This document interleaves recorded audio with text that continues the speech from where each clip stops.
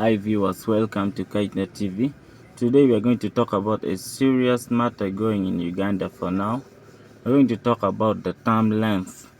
When we talk about term length, it's really very difficult for people sometimes to differentiate between term length and term limit.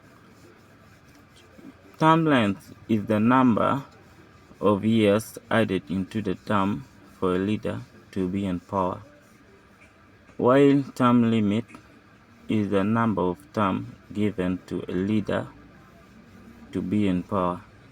You realize in Uganda we have that similar constitution which was being amended over time in the history of Uganda.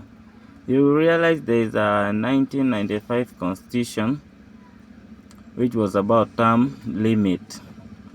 So 1995 constitution was amended in 2005, was about the term limit.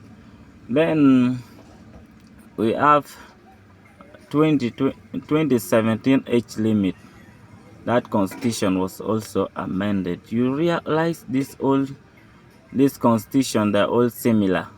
They're all similar, like this one, the term length. So I don't know what is going to happen. I don't know if Ugandans are going to decide or the parliament is going to decide. But today I have arguments for term length, then arguments against term length. When we go into the arguments for term length, number one, I'm going to give three arguments for term length. You realize it gives more time for development. For example, long-term projects like construction of roads, hospitals, schools, those things, they really takes a lot of period of time to get finished. So 5 years would be little. 5 years would be little for the government in power to finish such projects. Then you realize term length, when they increase term length. Number two that we have, when they increase term length, it reduces the election costs. For example, in 2026 general election, the government allocated huge sum of money for the election process. Let me break it down for you. For example, to the Electoral Commission, the government allocated 823 billion to the Electoral Commission. Number two, the government allocated 263 billion to the police sector. Then number three, the government allocated 15 billion to the prison sector. If you are to calculate all those money, can bring you around 1.1 trillion Ugandan shilling. That's a huge sum of money. Those money can be allocated to other sector like health sector, education sector, and infrastructure. So when there is that increase of term length, you realize there is that period of that 2 years added to the term, then the government will be able to save some money from the election stress also. And one thing, it is having what we call less political pressure. This thing is having less political pressure. Leaders spend less time campaigning and more time governing.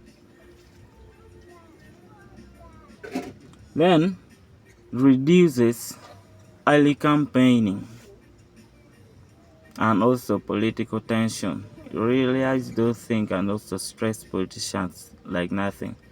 Those are the three arguments for political length, for term length that we have in Uganda. Then the arguments against political length that we have in Uganda. I'm also going to give three arguments against political length. Number one that we have it can weaken democracy. This thing can really weaken democracy. Seriously, citizens get fewer chances to vote and change leader. 7 years reduces accountability. Yes, 7 years reduces accountability. Then, number two that we have, it is abuse of power. Longer stay in power can lead to corruption or dictatorship. This thing can really affect the citizens. The citizens will be at the disadvantage and the leaders will be at the advantage when we go on the side of the arguments against the political length. Then another one that we have, number three, that we have the arguments against the term length.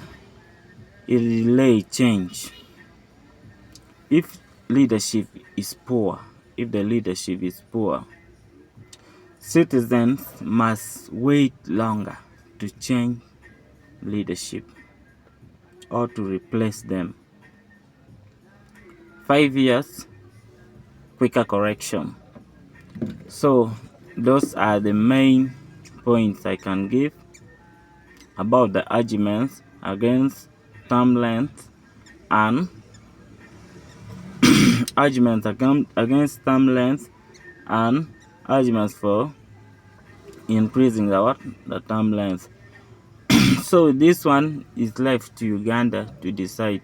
But my honest opinion, if I can give, I can feel like this one is really a serious matter for the citizen of Uganda. If the parliament can allow the citizen to decide on this matter, would be very good, because it has both the disadvantages and advantages. It's not that too bad also, and Ugandans should decide. That's my honest opinion. Stay tuned. This is Kytenet TV. Bye.